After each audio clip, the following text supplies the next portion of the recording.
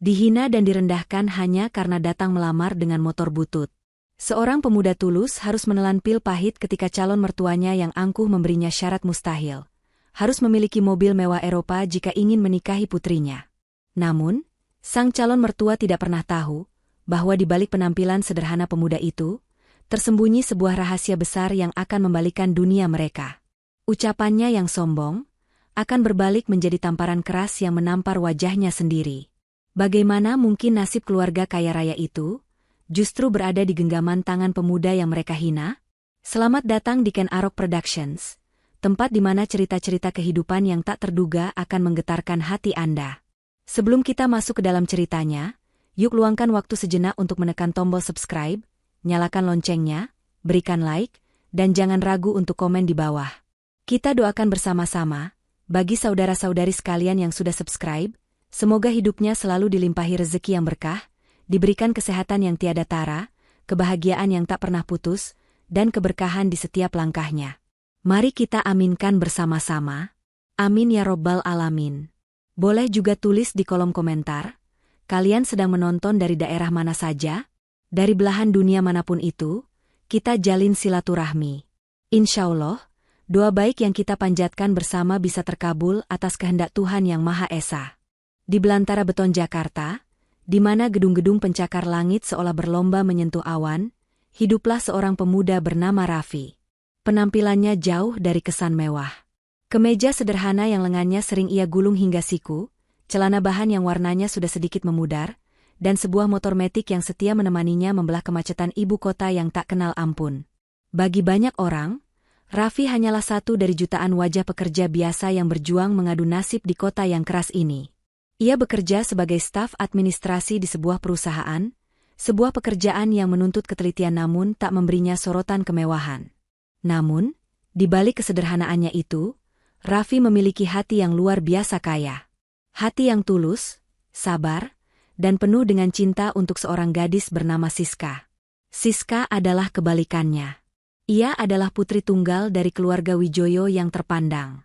Lahir dengan sendok perak di mulutnya, hidup dalam kemewahan, dan tak pernah merasakan sulitnya mengejar bus kota atau panasnya sengatan matahari di jalanan. Pertemuan mereka terjadi bukan di lobi hotel bintang 5 atau di acara pesta glamor, melainkan di sebuah toko buku tua yang nyaris terlupakan di sudut kota. Siska, yang jiwanya merasa jenuh dengan dunia materialistis keluarganya, menemukan kedamaian di antara tumpukan buku. Di sanalah ia bertemu Raffi, yang juga sedang mencari ketenangan dari hiruk-pikuk pekerjaannya. Obrolan ringan tentang penulis favorit menjadi jembatan yang menghubungkan dua dunia mereka yang begitu berbeda. Sejak saat itu, benih-benih cinta mulai tumbuh. Hubungan mereka adalah sebuah oase di tengah padang pasir kesibukan Jakarta. Mereka tidak berkencan di restoran mahal yang harganya selangit. Kebahagiaan mereka justru terukir di tempat-tempat sederhana. Sepiring ketoprak yang dinikmati di bangku taman, berjalan kaki menyusuri trotoar kota di sore hari sambil berbagi es teh manis, atau sekadar duduk di tepi danau sambil memandang senja yang perlahan tenggelam. Bagi Siska, momen-momen inilah yang terasa jauh lebih nyata dan berharga daripada makan malam mewah yang penuh kepura-puraan di lingkungan keluarganya. Bersama Raffi, ia bisa menjadi dirinya sendiri, tertawa lepas tanpa perlu menjaga citra. Raffi mencintai Siska dengan segenap hatinya, tulus tanpa pamrih. Ia tak pernah sekalipun memandang harta yang dimiliki keluarga Siska. Baginya, Siska adalah Siska, gadis dengan senyum paling meneduhkan dan tawa paling renyah yang pernah ia dengar. Begitu pula Siska, ia melihat ketulusan yang murni di mata Raffi. Ia melihat sosok pria pekerja keras, bertanggung jawab, dan memiliki impian yang sederhana namun mulia, membangun keluarga kecil yang bahagia. Di tengah kepungan pria-pria kaya yang mendekatinya hanya untuk status, Raffi adalah udara segar yang ia hirup dalam-dalam. Ikatan mereka semakin kuat dari hari ke hari, dijalin oleh kepercayaan dan pengertian, sebuah benteng cinta yang mereka pikir cukup kuat untuk menghadapi badai apapun. Hingga suatu hari, Raffi merasa inilah saatnya. Ia telah memantapkan hatinya, mengumpulkan seluruh keberaniannya untuk melangkah ke jenjang yang lebih serius. Ia ingin menjadikan Siska sebagai pelabuhan terakhirnya, teman hidupnya hingga akhir hayat. Dengan cincin sederhana yang ia beli dari hasil tabungannya, Raffi bertekad akan mendatangi istana megah keluarga Wijoyo untuk meminta izin meminang sang putri. Ia tahu jalannya tak akan mudah. Namun kekuatan cintanya pada Siska memberinya keyakinan bahwa semua akan baik-baik saja. Sedikitpun ia tak menyangka bahwa di balik gerbang tinggi itu, sebuah ujian yang akan mengoyak hatinya telah menanti. Sore itu, langit Jakarta berwarna jingga keemasan, seolah merestui langkah besar yang akan diambil oleh Raffi. Dengan kemeja terbaik yang telah ia setrika licin-licin, dan seikat bunga lili putih kesukaan Siska terikat di jok belakang motornya, Raffi memantapkan hati.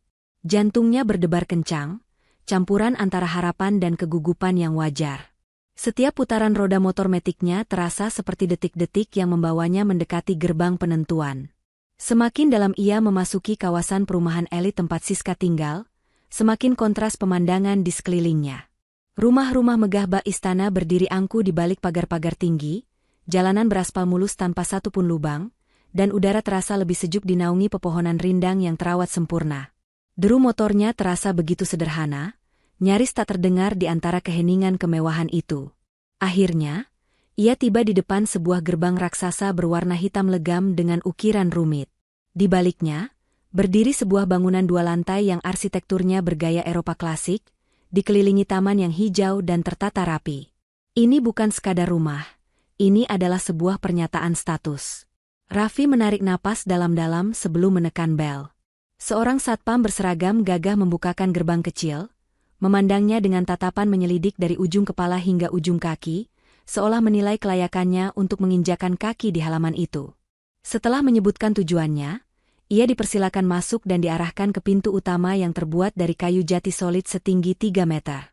Pintu itu dibuka oleh seorang asisten rumah tangga yang kemudian mengantarnya ke ruang tamu. Raffi seolah memasuki dunia yang berbeda. Lantai marmer berkilauan memantulkan cahaya dari lampu kristal raksasa yang menggantung di langit-langit. Dindingnya dihiasi lukisan-lukisan mahal dan perabotan berdesain mewah tertata dengan sempurna.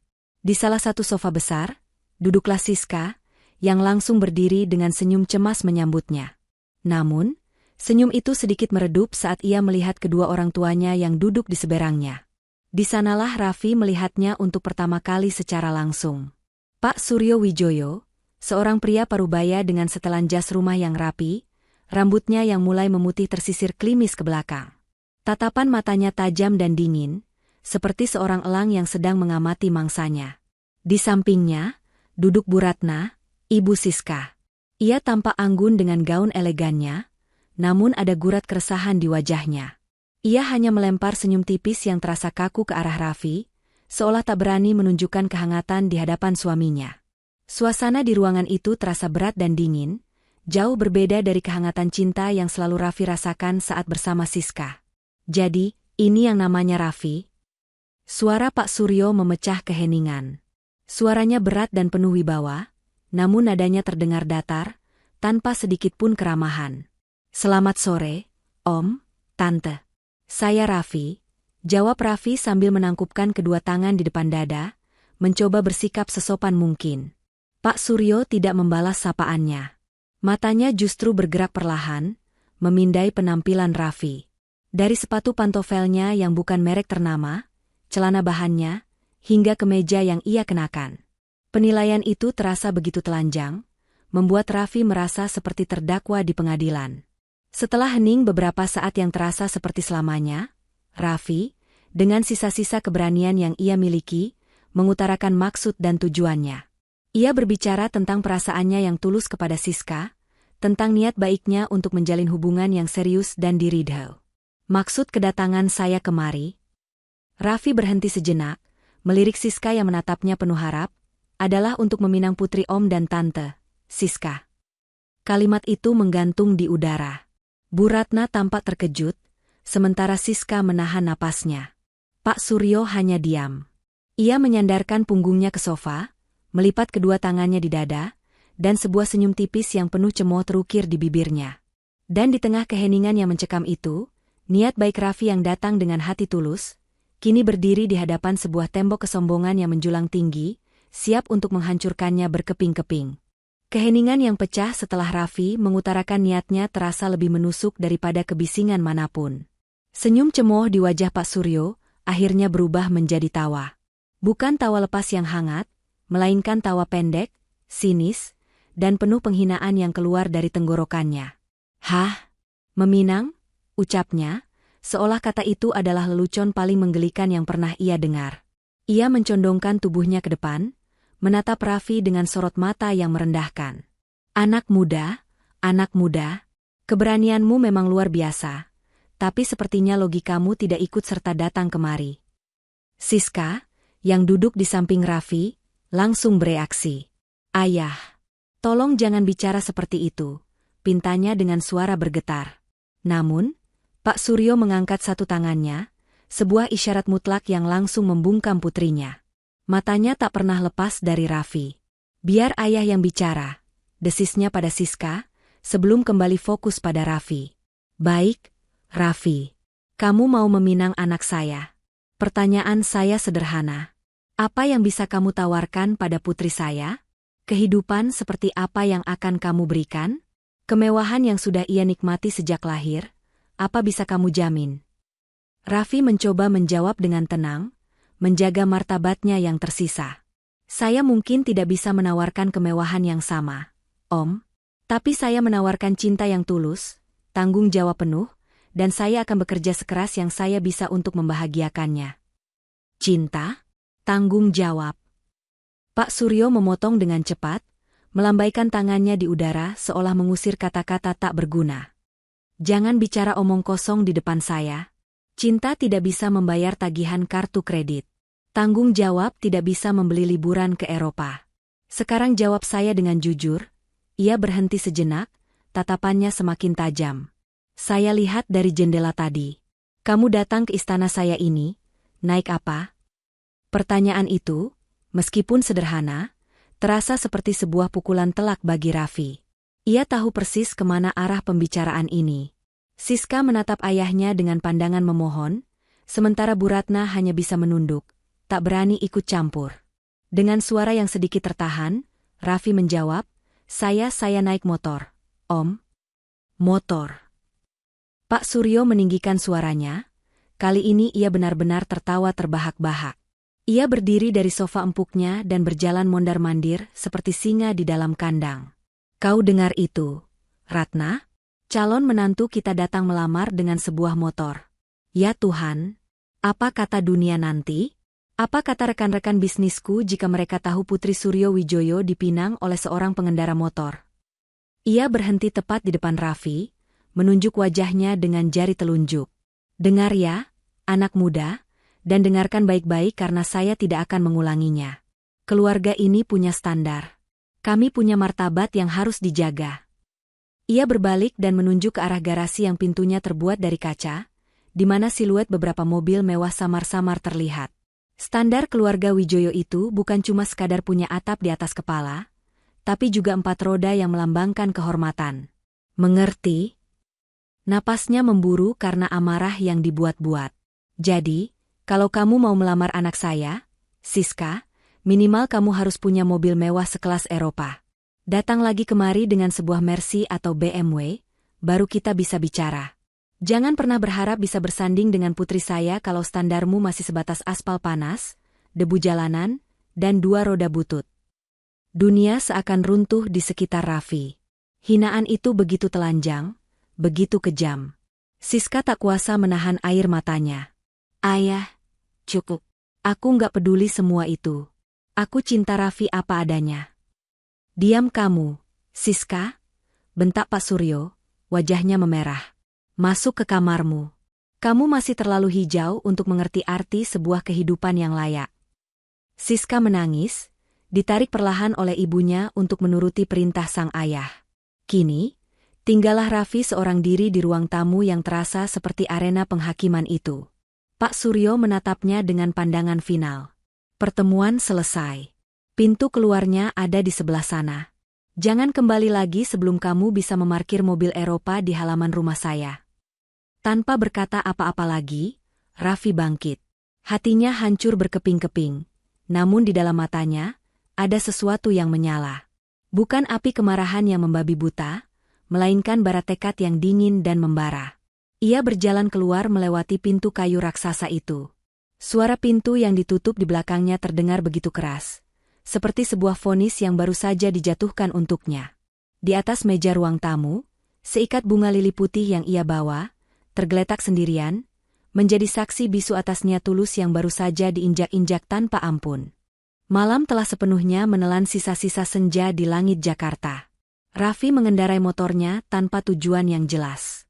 Lampu-lampu jalanan, papan reklame digital yang berkelip, dan gedung-gedung tinggi yang bermandikan cahaya seolah menjadi saksi bisu atas hatinya yang remuk. Hinaan Pak Suryo terus terngiang di telinganya. Setiap kata terasa seperti sayatan belati yang menggores harga dirinya. Wajah Siska yang berlinang air mata terbayang jelas, menambah perih di dadanya.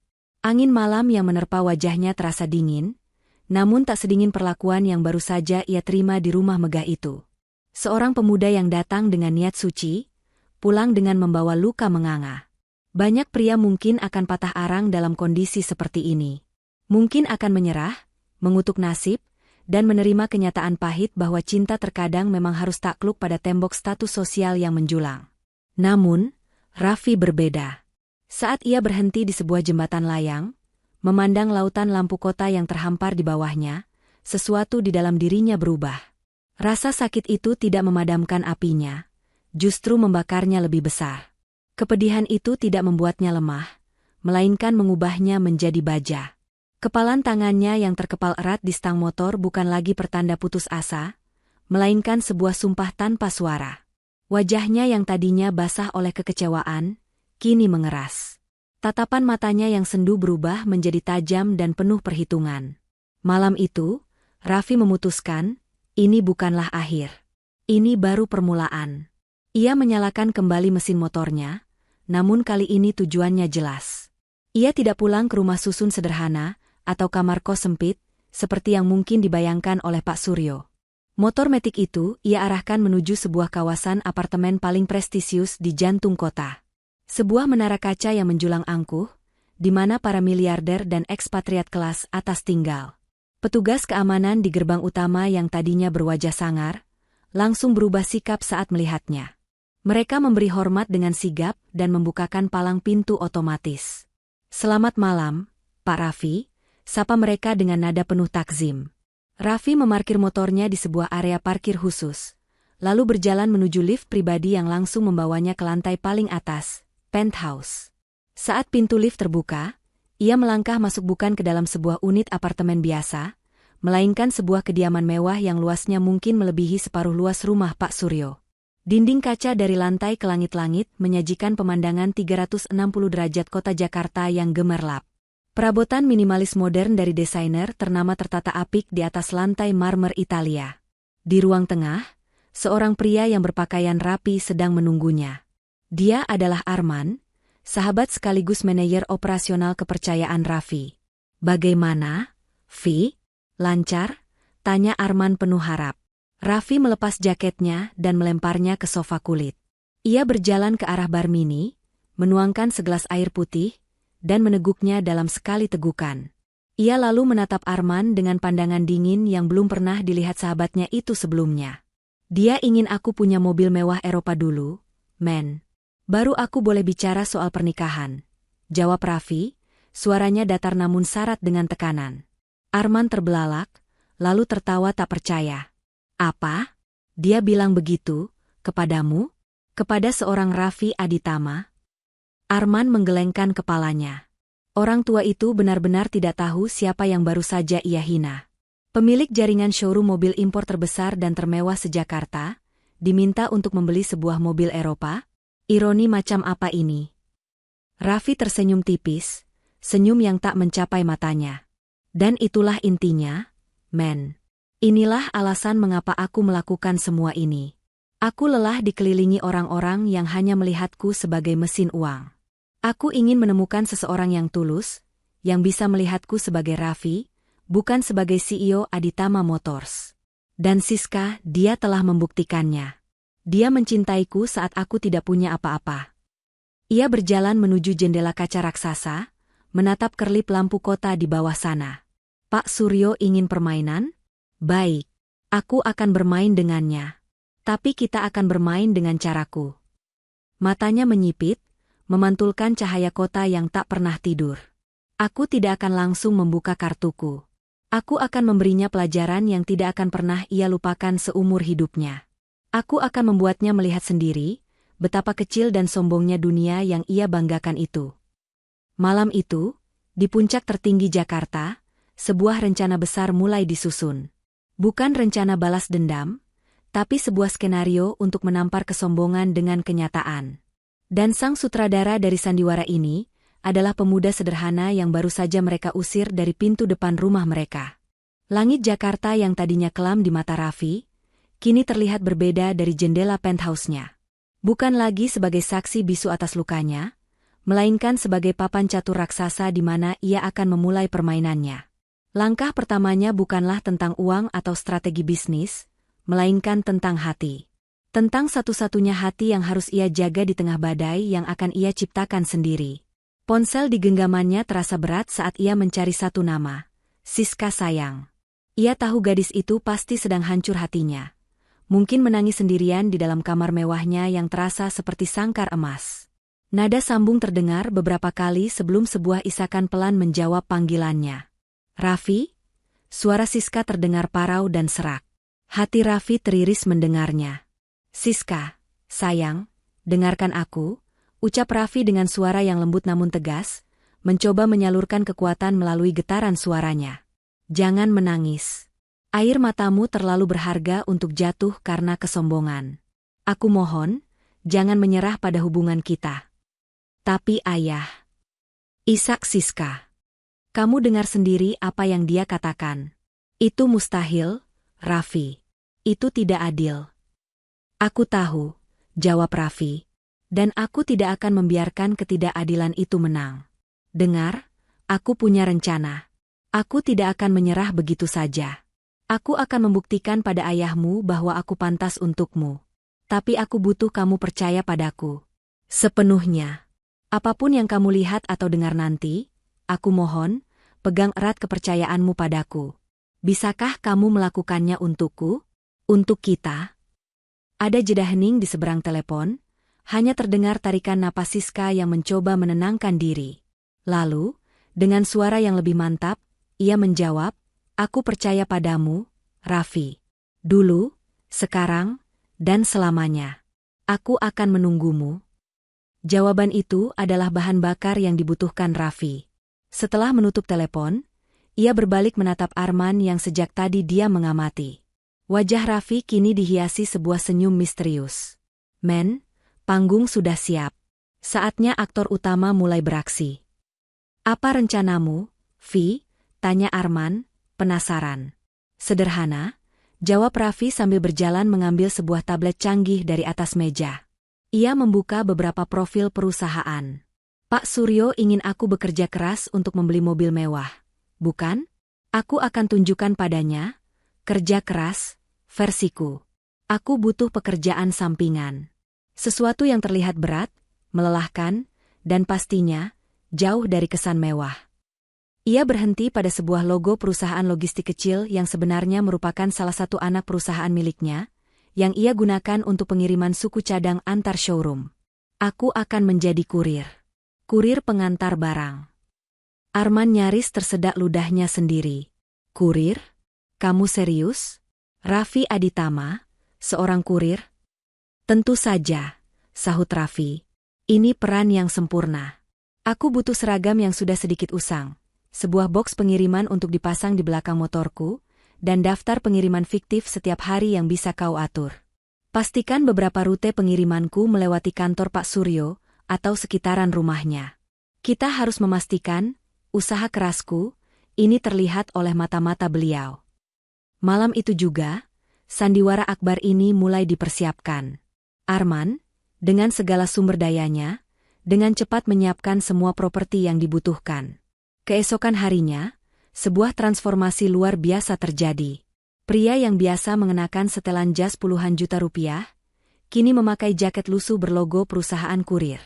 Pria yang biasa memegang kemudi mobil sport seharga miliaran, kini menaiki motor metiknya yang kini dilengkapi boks besar di belakangnya. Wajahnya sengaja ia biarkan sedikit kusam, rambutnya ia buat sedikit berantakan. Ia tampak persis seperti ribuan pejuang jalanan lainnya di Jakarta. Dan pertunjukan pun dimulai. Raffi memulai pekerjaan barunya dengan penuh totalitas. Ia berkeliling di bawah terik matahari, mengantar paket-paket kosong ke alamat-alamat fiktif. Ia sengaja berhenti untuk makan siang di warteg kecil di seberang gedung kantor Wijoyo Group, memastikan dirinya terlihat oleh satpam atau karyawan di sana. Ia bahkan pernah dengan tidak sengaja berpapasan dengan mobil Pak Suryo di sebuah lampu merah, menundukkan kepala seolah malu dan lelah. Sandiwara ini baru saja mengangkat tirainya. Setiap tetes keringat palsu, setiap raut wajah lelah yang ia pasang, adalah bagian dari skenario besar untuk memberikan pelajaran paling berharga bagi sang calon mertua yang angkuh. Sementara Raffi sedang berakting di bawah panasnya aspal Jakarta, memerankan bidak prajurit rendahan di papan catur kehidupannya sendiri, sang jenderal setianya, Arman, justru sedang duduk di singgasana pusat komando. Jauh dari debu jalanan dan warung Tegal, dunia Arman adalah Menara Kaca Aditama Motors. Sebuah kantor pusat yang megah, di mana lantai granitnya lebih mengkilap dari cermin, aroma kopi premium dan parfum mahal bercampur di udara, dan kesibukan di dalamnya berdetak dalam irama triliunan rupiah. Disinilah Arman memainkan perannya, peran yang tak kalah penting, menjadi tangan kanan, mata, telinga, sekaligus benteng pertahanan bagi sang raja yang sedang menyamar. Pagi itu, Arman memimpin rapat dewan direksi. Di hadapannya duduk para manajer senior, kepala divisi, dan pakar otomotif. Mereka semua menatap Arman dengan penuh hormat dan sedikit gentar. Mereka mengenalnya sebagai seorang pemimpin yang brilian, tegas, dan tangan dinginnya mampu membuat keputusan bernilai miliaran dalam sekejap. Di layar proyektor raksasa di belakangnya, terpampang gambar sebuah hypercar edisi terbatas dari Italia, yang hanya diproduksi 50 unit di seluruh dunia.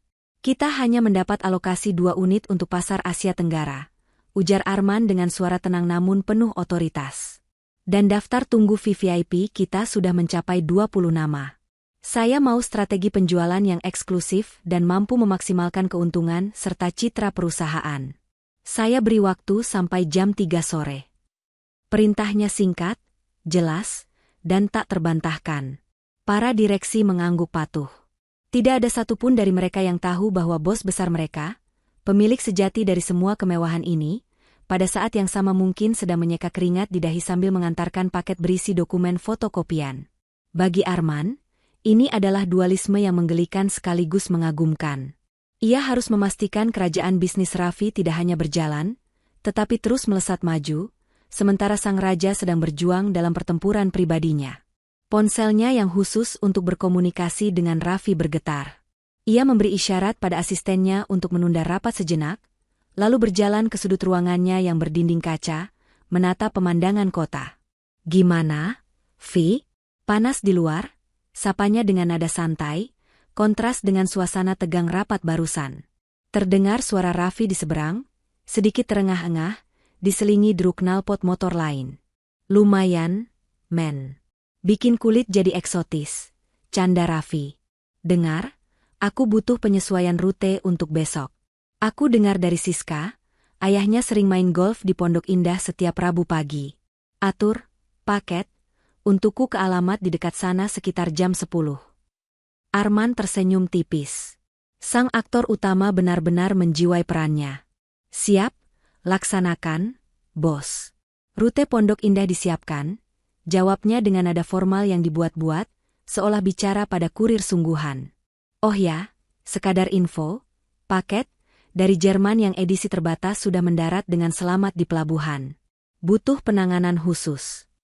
"Bagus. Urus semuanya, men. Kamu tahu apa yang harus dilakukan," balas Raffi. Paket dari Jerman adalah kode mereka untuk mobil sport langka pesanan seorang konglomerat ternama. Panggilan pun berakhir. Arman kembali menatap ruang rapat. Ia melihat kemewahan, kekuasaan, dan mesin uang yang terus berputar. Lalu ia membayangkan sahabatnya di jalanan, dengan jaket kusam dan motor bututnya. Arman menggelengkan kepala pelan. Orang-orang di ruangan ini mungkin berpikir dialah sang pengendali. Mereka tidak tahu, pengendali sesungguhnya sedang berjuang bukan untuk triliunan rupiah, tapi untuk sesuatu yang jauh lebih tak ternilai, ketulusan cinta. Dan peran Arman dalam sandiwara ini adalah memastikan, saat sang raja kembali untuk mengklaim tahtanya, kerajaannya masih berdiri kokoh, bahkan lebih megah dari sebelumnya. Dia adalah sang sutradara di balik tirai, memastikan setiap properti, setiap dialog, dan setiap adegan berjalan sempurna untuk pertunjukan puncak yang akan segera tiba. Hari-hari berlalu menjadi minggu. Sandiwara Raffi berjalan dengan sempurna di bawah terik matahari. Sementara di Menara Gadingnya, Arman terus memutar roda bisnis triliunan rupiah. Namun, di kediaman Wijoyo, suasana justru semakin keruh. Pak Suryo, yang merasa telah berhasil menyingkirkan Raffi dari pandangan, kini memulai langkah selanjutnya, mencari pengganti yang menurutnya sepadan untuk Siska. Ia tak ingin memberi celah sedikit pun bagi kurir motor itu untuk kembali. Suatu malam, ia menggelar makan malam mewah di rumahnya. Bukan pesta besar, melainkan pertemuan yang diatur secara khusus. Tamu kehormatannya adalah Dion, putra tunggal dari rekan bisnisnya, seorang importir baja yang kekayaannya nyaris menyaingi Pak Suryo sendiri. Dion adalah antitesis dari Raffi. Ia datang mengendarai mobil sport Italia berwarna merah menyala yang suara knalpotnya saja sudah cukup untuk membangunkan seluruh kompleks perumahan. Penampilannya necis dari ujung rambut yang ditata dengan pomade mahal, hingga sepatu kulit buaya yang berkilauan. Setiap gerak-geriknya memancarkan arogansi, dan setiap kalimatnya selalu terselip pameran kekayaan. Siska dipaksa oleh ayahnya untuk berdandan dan menemani mereka makan malam. Gadis itu menurut dengan hati yang teramat berat. Ia duduk di meja makan yang penuh dengan hidangan mewah, namun seleranya seolah mati. Ia merasa seperti boneka pajangan yang sedang dilelang oleh ayahnya sendiri. Hahaha, lihat mobil barumu itu, Dion. Benar-benar gagah, puji Pak Suryo dengan tawa berdebar-debar. Ayahmu pasti bangga punya anak sesukses kamu di usia muda. Dion tersenyum angkuh, sambil memutar-mutar kunci mobilnya di jari. Ah, ini hanya mainan biasa, Om. Kebetulan kemarin baru closing deal besar, jadi sekadar hadiah untuk diri sendiri. Jawabnya, seolah membeli mobil seharga miliaran adalah hal sepele. Pembicaraan terus berlanjut seputar saham, properti mewah di luar negeri, dan liburan eksotis. Siska hanya diam, sesekali menjawab pertanyaan dengan 1-2 patah kata. Pikirannya melayang pada Raffi. Ia membayangkan betapa lelahnya Raffi setelah seharian bekerja di jalanan, betapa sederhana namun hangatnya obrolan mereka di warung tenda, sangat jauh berbeda dengan percakapan kosong dan dangkal yang sedang ia dengarkan ini. Puncaknya, Pak Suryo dengan sengaja membawa nama Raffi ke dalam percakapan, hanya untuk merendahkannya di depan Dion. Kau tahu, Siska, ujarnya dengan nada menyindir, beberapa hari yang lalu Om tidak sengaja melihat siapa namanya itu? Ah, si Raffi. Kasihan sekali anak itu. Siang bolong, panas-panasan, wajahnya kusam penuh debu, sedang mengantar paket di depan kantor. Benar-benar pekerja keras memang, katanya, diakhiri dengan tawa kecil yang meremehkan. Tapi ya, kerja sekeras apapun, sampai kapan bisa membeli mobil seperti punya Dion ini? Mungkin sampai ubanan pun tidak akan sanggup. Dion ikut tertawa. Zaman sekarang cinta saja tidak cukup. Om, realistis saja. Mana ada perempuan yang mau diajak susah, kepanasan di atas motor? Cukup sudah. Kesabaran Siska habis. Ia meletakkan sendok dan garpunya dengan sedikit keras, menimbulkan bunyi denting yang membuat semua orang menoleh padanya. Wajahnya yang cantik memerah, bukan karena malu, tapi karena amarah yang memuncak. Bagi Siska, pria yang bekerja keras dengan keringatnya sendiri di jalanan jauh lebih terhormat daripada pria yang hanya bisa menghabiskan uang orang tuanya untuk pamer. Ucap Siska dengan suara bergetar namun tegas. Matanya menatap tajam pada Dion, lalu beralih ke ayahnya. Dan ayah, tolong berhenti menghina Raffi. Ayah tidak tahu apa-apa tentang dia. Setelah mengatakan itu, Siska bangkit dari kursinya. Maaf, Siska tidak selera makan. Ia pun berbalik dan berjalan cepat menuju kamarnya, meninggalkan keheningan yang canggung di meja makan. Pak Suryo terperangah. Wajahnya mengeras karena marah dan malu di hadapan tamunya. Ia sama sekali tidak mengerti, sihir apa yang telah digunakan oleh kurir miskin itu, hingga putrinya berani membangkang seperti ini. Di dalam benaknya, ia semakin yakin bahwa ia harus mengambil tindakan yang lebih keras lagi untuk memisahkan Siska dari pengaruh Raffi, pria yang di matanya tak lebih dari sekadar debu jalanan ibu kota. Manusia seringkali lupa bahwa roda kehidupan selalu berputar. Terkadang di atas, terkadang di bawah. Dan bagi Pak Suryo Wijoyo, yang selama ini merasa nyaman bercokol di puncak tertinggi, ia tidak pernah menyadari bahwa putaran ke bawahnya akan terjadi begitu cepat dan begitu dahsyat. Di saat ia sibuk meremehkan perjuangan Raffi di jalanan, badai besar justru sedang terbentuk di jantung kerajaannya sendiri, Wijoyo Group. Proyek andalannya, mahakarya yang ia gadang-gadang akan menjadi monumen kesuksesannya, adalah sebuah menara apartemen super mewah bernama The Wijoyo Residence. Proyek ini berlokasi di area strategis Jakarta Selatan, dirancang untuk menjadi hunian vertikal paling prestisius di ibu kota. Semua tabungan, aset, dan bahkan sebagian pinjaman bank yang sangat besar telah ia curahkan ke dalam proyek ini. Baginya, The Wijoyo Residence bukan sekadar bisnis, melainkan sebuah penegasan status, sebuah warisan yang akan mengukuhkan nama keluarganya di jajaran elit Jakarta. Awalnya, semua berjalan mulus. Pembangunan pondasi selesai lebih cepat dari jadwal, dan penjualan unit di atas kertas laris manis diburu para investor. Pak Suryo semakin pongah. Setiap pagi ia datang ke lokasi proyek, berdiri dengan tangan di pinggang, memandang kerangka bangunan yang mulai menjulang dengan dada membusung. Ia merasa tak terkalahkan, seperti seorang raja yang sedang membangun istananya. Namun, malapetaka datang tanpa permisi. Awalnya hanya berupa masalah kecil, pasokan material yang mulai tersendat. Kontraktor utama yang ia percaya, PT Pilar Perkasa, selalu punya alasan. Hanya masalah administrasi di pelabuhan, Pak, atau cuaca buruk menghambat pengiriman, Pak Suryo. Pak Suryo, yang terlalu percaya diri, menelan semua alasan itu mentah-mentah. Kemudian, masalah menjadi lebih serius. Para pekerja konstruksi mulai melakukan mogok kerja, menuntut upah mereka yang sudah 3 bulan tidak dibayarkan oleh sang kontraktor. Pak Suryo murka. Ia menelepon Direktur PT Pilar Perkasa, namun panggilannya tidak dijawab. Ia mengirim email bernada keras, namun tak pernah ada balasan. Kepanikan mulai merayap di hatinya. Pukulan terakhir datang saat ia mendatangi kantor PT Pilar Perkasa yang megah di salah satu gedung perkantoran. Yang ia temukan hanyalah sebuah ruangan kosong. Perabotan telah diangkut, papan nama perusahaan telah dicopot. Mereka telah kabur. Lenyap ditelan bumi, membawa serta puluhan miliar rupiah uang muka proyek yang telah digelontorkan oleh Wijoyo Group. Seketika itu juga, dunia Pak Suryo runtuh. Proyek The Wijoyo Residence mangkrak total. Kerangka beton yang tadinya terlihat gagah, kini tampak seperti monumen kegagalan yang mencemoohnya setiap hari.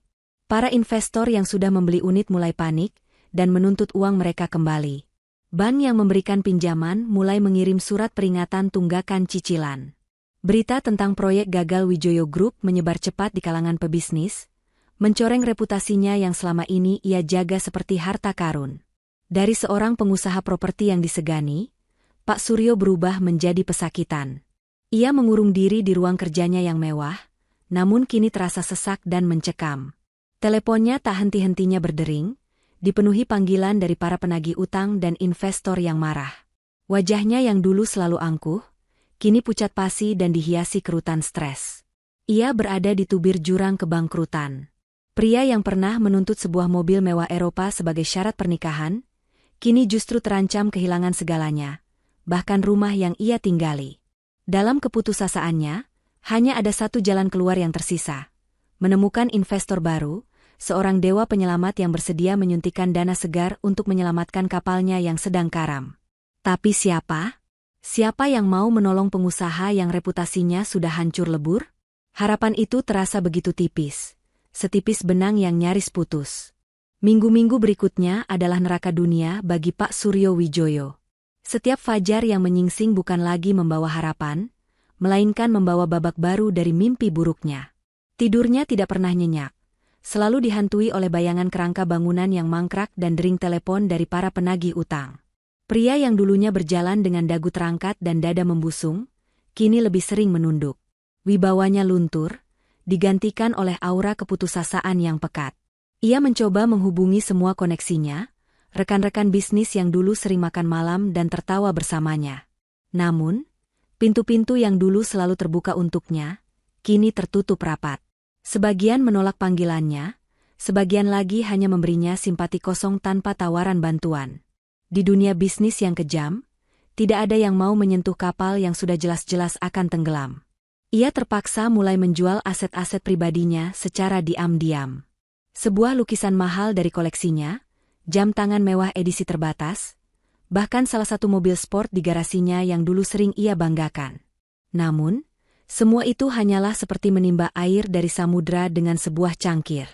Uang yang didapat hanya cukup untuk menambal lubang-lubang kecil, sementara lubang utama kebocorannya semakin membesar setiap hari. Kehancuran total hanya tinggal menunggu waktu. Di tengah keputusaasaannya yang paling dalam, saat ia sedang duduk termangu di ruang kerjanya yang terasa dingin, secercah informasi datang dari sumber yang tak terduga. Seorang penasihat keuangannya yang sudah tua dan setia, merasa iba melihat kondisi kliennya. Dalam sebuah pertemuan yang muram, sang penasihat berbisik tentang sebuah fenomena baru di lanskap investasi Jakarta. "Pak Suryo," ujarnya dengan nada hati-hati. Mungkin ini adalah sebuah pertaruhan besar. Tapi di saat seperti ini, pilihan kita tidak banyak." Pak Suryo mengangkat wajahnya yang lesu. "Apa maksudmu?" "Ada pemain baru di kota ini, Pak. Seorang investor muda yang pergerakannya sangat fenomenal. Tidak ada yang tahu banyak tentang dia, medianya pun sulit meliput. Dia sangat menjaga privasinya. Orang-orang di pasar modal menjulukinya Raja Otomotif Jakarta," bisik sang penasihat. Pak Suryo mengerutkan kening. "Otomotif? Apa hubungannya denganku? Aku butuh dana untuk properti, bukan untuk menjual mobil." "Itulah yang menarik, Pak," lanjut sang penasihat. "Baru sebulan terakhir ini, perusahaan induknya, Aditama Group, tiba-tiba membentuk divisi investasi baru yang fokusnya justru di luar otomotif. Dan sektor pertama yang mereka sasar adalah properti. Mereka sedang mencari proyek-proyek potensial yang sedang kesulitan untuk diakuisisi atau didanai kembali." Informasi itu seperti sengatan listrik bagi Pak Suryo. Sebuah perusahaan raksasa dari sektor otomotif, yang dipimpin oleh seorang jenius misterius, kini merambah ke properti. Ini adalah sebuah kebetulan yang terlalu indah untuk menjadi kenyataan. Ini adalah sebuah tali penyelamat yang terulur dari langit tepat saat ia akan tenggelam. "Siapa namanya? Bagaimana cara menghubunginya?" desak Pak Suryo, gairah hidupnya yang sempat padam kini menyala kembali. "Itu masalahnya, Pak. Dia hampir tidak pernah muncul di publik. Semua urusan dipegang oleh orang-orang kepercayaannya. Untuk mendapatkan jadwal pertemuan dengannya langsung, hampir mustahil. Tapi..." Sang penasihat berhenti sejenak, melihat kondisi proyek Bapak yang sudah setengah jalan. Mungkin, hanya mungkin, proposal Bapak bisa menarik perhatian mereka. Harapan. Itulah yang kini dimiliki Pak Suryo. Sebuah harapan liar yang menggantung pada sosok investor misterius yang tak pernah ia lihat wujudnya. Ia tidak peduli betapa sulitnya itu. Ia akan mengerahkan sisa-sisa tenaga dan koneksinya, mempertaruhkan segalanya hanya untuk satu kesempatan. Sebuah pertemuan dengan sang Raja Otomotif Jakarta. Ia membayangkan akan bertemu dengan seorang konglomerat muda yang jenius, arogan, dan mungkin seusia Dion.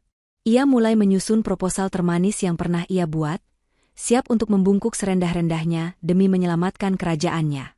Sedikitpun ia tidak pernah membayangkan bahwa dewa penyelamat yang sedang ia puja-puja dalam benaknya adalah pemuda sederhana yang pernah ia hina dan usir dari rumahnya sendiri.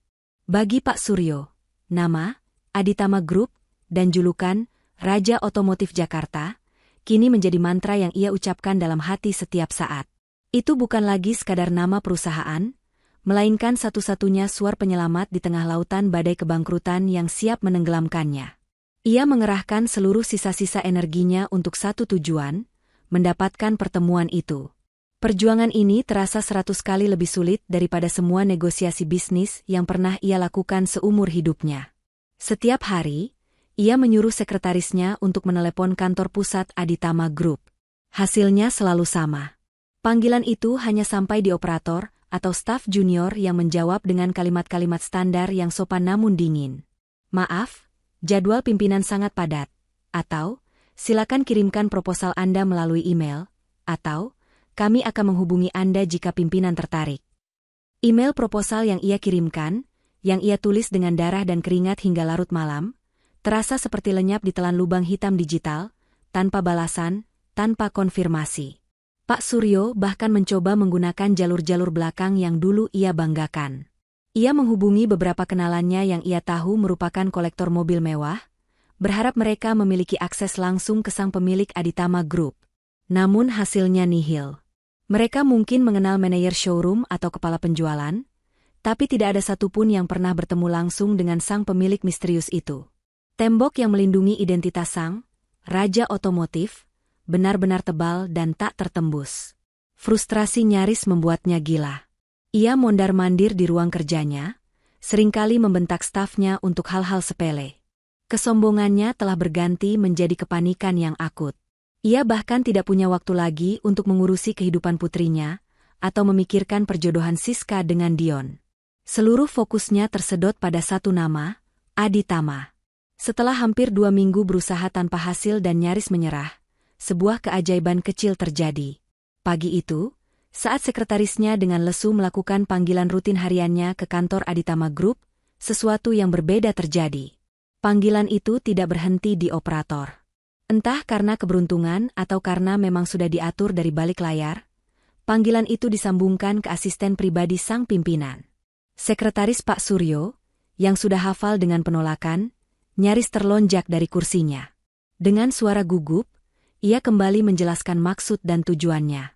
Wanita di seberang telepon hanya mendengarkan dengan tenang, sebelum akhirnya berkata dengan nada profesional, "Pimpinan kami telah mereview proposal awal dari Wijoyo Group. Beliau tertarik untuk mendengar presentasi langsung dari Pak Suryo Wijoyo. Apakah hari Jumat, pukul 2 siang, di kantor pusat Aditama Tower? Bisa?" Kalimat itu bagaikan musik terindah di telinga Pak Suryo, saat sekretarisnya menyampaikan berita itu dengan napas terengah-engah. Harapan yang nyaris padam kini berkobar dahsyat. Ia berhasil. Ia mendapatkan tiket emas itu. Seketika, ia merasa seperti mendapatkan kembali kekuatannya. Ia langsung memerintahkan seluruh timnya untuk bekerja siang dan malam, mempersiapkan data, market proyek, dan slide presentasi yang paling sempurna. Tidak boleh ada satu kesalahan pun. Ini adalah satu-satunya kesempatan yang ia miliki untuk menyelamatkan hidupnya. Dalam benaknya, ia sudah menyusun strategi. Ia akan bersikap serendah hati mungkin, memuji kejeniusan sang investor muda, dan memaparkan potensi keuntungan proyeknya dengan angka-angka yang paling menggiurkan. Ia membayangkan akan menjabat tangan seorang pemuda kaya raya yang angkuh, mungkin akan sedikit direndahkan, tapi ia rela menelan semua itu demi mendapatkan dana segar. Selama 3 hari 3 malam, Pak Suryo tidak tidur nyenyak, bukan lagi karena mimpi buruk, tapi karena adrenalin dan antisipasi. Ia sedang bersiap untuk menghadapi pertemuan paling penting dalam hidupnya, tanpa menyadari bahwa ia sebenarnya sedang berjalan lurus memasuki panggung pertunjukan yang telah disiapkan dengan sangat rapi untuknya. Hari Jumat akhirnya tiba. Langit Jakarta tampak cerah, namun bagi keluarga Wijoyo, udara di dalam mobil sedan mewah mereka terasa berat dan penuh ketegangan. Pak Suryo duduk di kursi penumpang depan, mengenakan setelan jas termahalnya yang sudah terasa sedikit longgar di badannya yang menyusut karena stres. Ia memegang sebuah tas kulit berisi laptop dan dokumen-dokumen presentasi, memeluknya erat seolah itu adalah pelampung terakhirnya. Wajahnya pucat dan ia terus-menerus merapikan dasinya yang terasa mencekik leher. Pria yang biasanya menyetir dengan angkuh, kini memilih untuk menggunakan jasa sopir. Tangannya terlalu gemetar untuk memegang kemudi. Di kursi belakang, Bu Ratna duduk dalam diam, jemarinya saling bertautan di pangkuannya. Ia terus melafalkan doa dalam hati, berharap semua akan baik-baik saja. Di sampingnya, Siska duduk dengan tatapan kosong memandang keluar jendela. Ayahnya memaksanya ikut dengan alasan yang dibuat-buat, agar investor melihat bahwa bisnis ini adalah untuk masa depan keluarga. Namun Siska tahu alasan sebenarnya.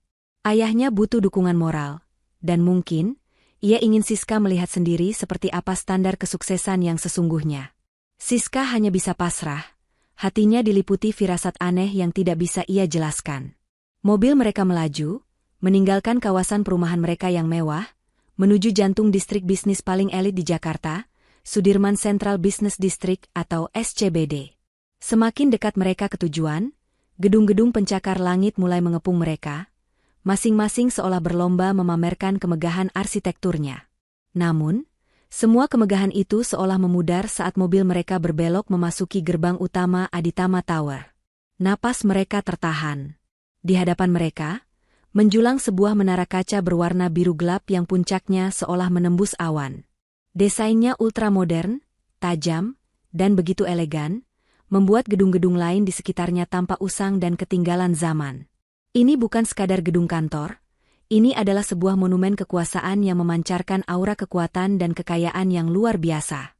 Logo, AG, Aditama Group terpasang anggun di puncaknya, berkilauan di bawah sinar matahari siang. Sopir mereka tampak gugup saat melewati pos keamanan yang dijaga oleh petugas berwajah tegas dengan seragam yang lebih mirip pasukan pengamanan khusus daripada satpam biasa. Setelah melewati pemeriksaan yang ketat, mobil mereka diarahkan menuju lobi utama. Pak Suryo menelan ludah. Lobi kantornya sendiri yang dulu ia banggakan, kini terasa seperti pos satpam jika dibandingkan dengan apa yang ia lihat. Saat mereka melangkah keluar dari mobil, seorang wanita muda yang sangat anggun dan profesional, mengenakan setelan kerja yang sempurna, sudah menunggu mereka. Selamat siang, Bapak Suryo Wijoyo beserta keluarga. Saya asisten pribadi pimpinan. Mari, silakan ikuti saya. Sapanya dengan senyum ramah namun efisien. Mereka berjalan melintasi lobi yang luasnya mungkin setara dengan sebuah ballroom hotel. Lantainya terbuat dari marmer hitam tanpa celah, dindingnya dilapisi panel kayu eksotis, dan di tengahnya terdapat sebuah instalasi seni modern yang artistik. Puluhan karyawan berlalu lalang dengan langkah cepat dan penuh percaya diri, semuanya mengenakan pakaian kerja terbaik. Atmosfer di tempat itu adalah perpaduan antara kesibukan tingkat tinggi, profesionalisme, dan kemewahan absolut. Pak Suryo merasa semakin kecil dan tidak berarti. Semua kesombongan yang pernah ia miliki seolah menguap di udara. Ia merasa seperti seorang rakyat jelata yang baru saja diizinkan masuk ke dalam istana kaisar. Wanita itu mengantar mereka ke sebuah lift khusus yang terpisah dari lift karyawan. Lift pribadi. Saat pintunya terbuka, bagian dalamnya dilapisi kulit dan kayu yang mewah. Pimpinan sudah menunggu Anda di ruang dewan direksi, di lantai teratas, ujar sang asisten sambil menekan sebuah tombol dengan simbol mahkota. Pintu lift tertutup tanpa suara, dan bergerak naik dengan kecepatan luar biasa namun nyaris tak terasa. Jantung Pak Suryo berdebar semakin kencang. Dalam hitungan detik, ia akan bertemu dengan sang dewa penyelamat, sang raja otomotif misterius. Perjalanan menuju puncak menara ini terasa seperti perjalanan menuju penghakimannya sendiri. Suara lembut lift yang tiba di tujuannya terdengar begitu keras di tengah keheningan yang mencekam. Saat pintu lift berbahan baja poles itu terbuka tanpa suara, pemandangan yang tersaji di hadapan keluarga Wijoyo membuat napas mereka tercekat di tenggorokan. Mereka tidak melangkah ke sebuah lobi atau ruang tunggu, melainkan langsung ke dalam sebuah ruangan maha luas yang tampaknya menempati seluruh lantai teratas gedung itu. Di sebelah kanan dan kiri mereka, dinding kaca raksasa membentang dari lantai hingga langit-langit, menyajikan pemandangan panorama kota Jakarta yang tak terhalang dari ketinggian yang memusingkan. Gedung-gedung pencakar langit lainnya yang tadinya terlihat menjulang, kini tampak seperti miniatur dari atas sini. Di tengah ruangan, berdiri sebuah meja rapat yang luar biasa panjang, terbuat dari satu lempengan kayu solid utuh yang dipernis hingga mengkilap seperti cermin. Belasan kursi kulit mewah berderet rapi di sisinya, kosong. Namun, perhatian mereka semua tersedot ke satu titik, ke ujung meja rapat itu. Di sana, di sebuah kursi CEO yang megah dengan sandaran tinggi yang membelakangi mereka, duduk seorang pria. Mereka hanya bisa melihat siluet punggungnya yang tegap, terbalut setelan jas berwarna biru gelap yang dijahit sempurna mengikuti lekuk tubuhnya. Satu tangannya bertumpu santai di sandaran kursi, sementara kepalanya sedikit menoleh, menatap keagungan kota yang terhampar di bawah kakinya. Bahkan dari belakang pun, sosok itu memancarkan aura kekuasaan mutlak yang begitu kuat, seolah seluruh kota Jakarta berada dalam genggamannya. Silakan duduk, Bapak, Ibu, suara sang asisten pribadi memecah keheningan, membimbing mereka ke kursi tamu yang telah disiapkan di hadapan kursi utama itu. Kaki Pak Suryo terasa seperti jeli saat ia melangkah. Keringat dingin mulai membasahi pelipisnya. Bu Ratna melangkah ragu-ragu, memegang lengan suaminya untuk mencari kekuatan. Sementara Siska, jantungnya berdebar tak karuan.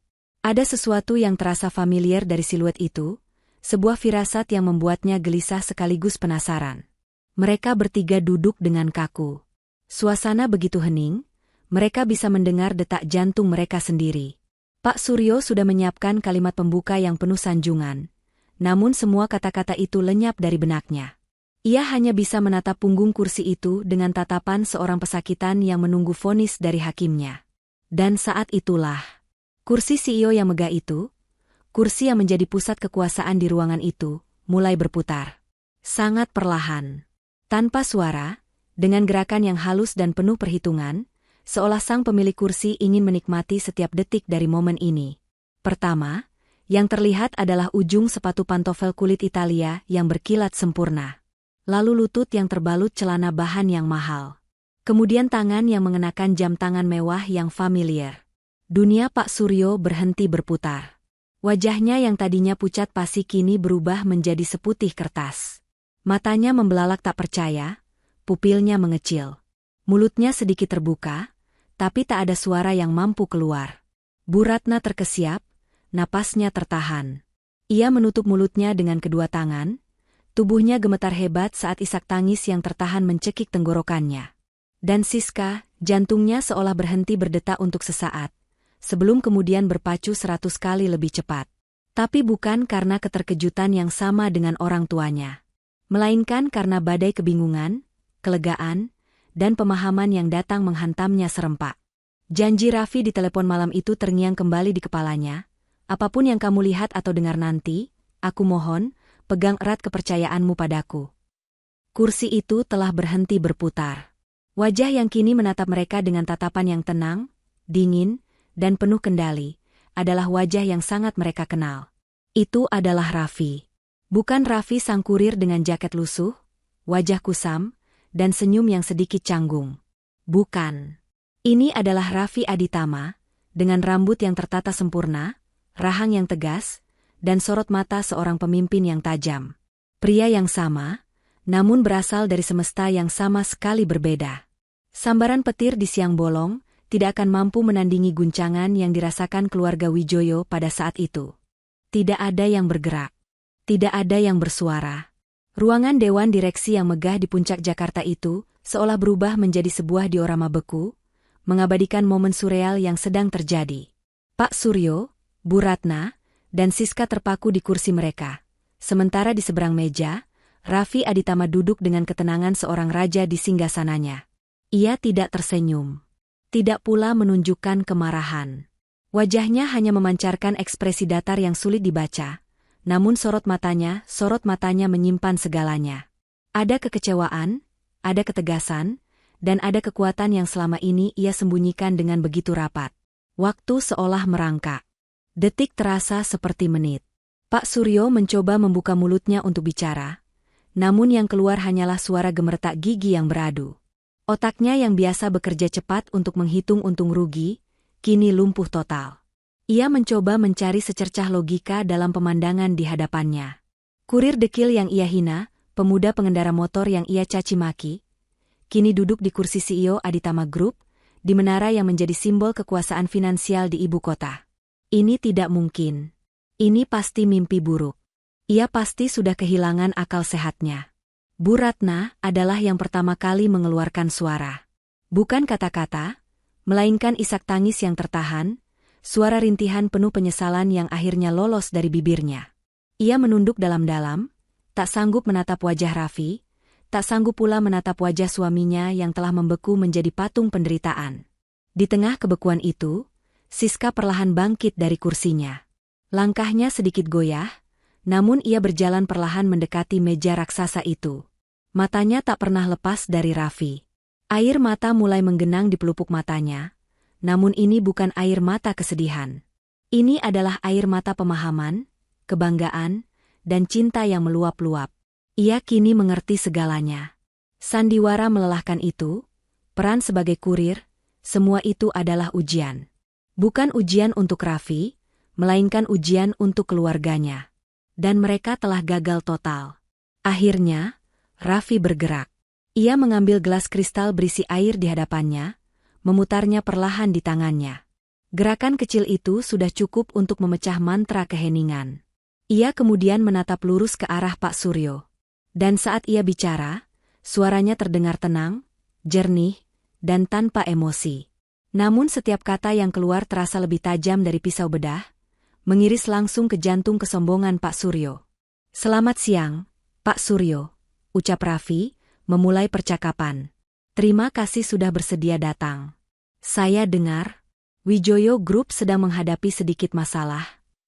Nada suaranya begitu sopan, begitu profesional. Namun bagi Pak Suryo, sapaan itu terdengar seperti guntur di siang bolong. Ia masih belum mampu menjawab. Raffi melanjutkan, masih dengan nada yang sama. "Saya sudah mempelajari proposal Anda. Proyek yang sangat ambisius. Sayang sekali harus terhenti karena masalah pendanaan." Ia berhenti sejenak, membiarkan kata-katanya meresap, sebelum melanjutkan ke pukulan berikutnya. "Dulu, Bapak pernah bilang kepada saya, bahwa cinta saja tidak cukup untuk membayar tagihan. Dan Bapak benar. Untuk proyek sebesar ini, memang dibutuhkan lebih dari sekadar niat baik." Raffi perlahan berdiri dari kursinya. Ia berjalan santai ke arah dinding kaca, membelakangi mereka sejenak, persis seperti posisi saat mereka pertama kali masuk. "Bapak juga pernah bilang," lanjutnya sambil menatap Cakrawala, "bahwa standar keluarga Wijoyo adalah 4 roda yang melambangkan kehormatan." Dan kemudian, ia berbalik, menatap langsung ke wajah Pak Suryo yang sudah pucat pasi. "Sekarang, saya yang akan memberikan standar saya." Momen itu adalah puncak dari segalanya. Kursi itu telah berputar sepenuhnya, tidak hanya secara fisik, tapi juga memutarbalikkan seluruh tatanan dunia yang selama ini dikenal oleh keluarga Wijoyo. Sang hakim telah mengetuk palunya, dan persidangan yang sesungguhnya baru saja akan dimulai. Kalimat terakhir Raffi, "Sekarang, saya yang akan memberikan standar saya," menggantung di udara yang dingin dan tipis di puncak Aditama Tower. Itu bukanlah sebuah ancaman, bukan pula gertakan. Itu adalah sebuah pernyataan fakta, diucapkan dengan ketenangan absolut oleh seseorang yang memegang semua kartu di tangannya. Raffi berjalan perlahan kembali ke kursinya, namun ia tidak duduk. Ia hanya berdiri di belakangnya, kedua tangannya bertumpu di sandaran kursi, menatap Pak Suryo seolah sedang mengamati spesimen langka di bawah mikroskop. "Bapak tahu," Raffi memulai lagi, suaranya tetap tenang, "selama bertahun-tahun, saya hidup dalam 2 dunia. Di satu sisi, ada Raffi Aditama, CEO yang Bapak lihat sekarang. Seseorang yang hidupnya dikelilingi oleh angka, rapat, dan kemewahan. Tapi saya muak dengan dunia itu. Saya lelah dengan orang-orang yang mendekati saya hanya karena nama belakang dan saldo rekening saya." Ia berhenti, matanya beralih sejenak ke arah Siska, dan tatapannya melembut untuk sepersekian detik. "Maka, saya menciptakan dunia yang lain. Dunia Raffi si staf administrasi, pengendara motor. Sebuah penyamaran, sebuah filter, untuk menemukan sesuatu yang tidak bisa dibeli dengan uang, ketulusan. Saya ingin mencari seorang wanita yang bisa mencintai saya saat saya tidak punya apa-apa, yang bisa melihat hati saya di balik kemeja sederhana saya. Dan saya menemukannya pada putri Bapak."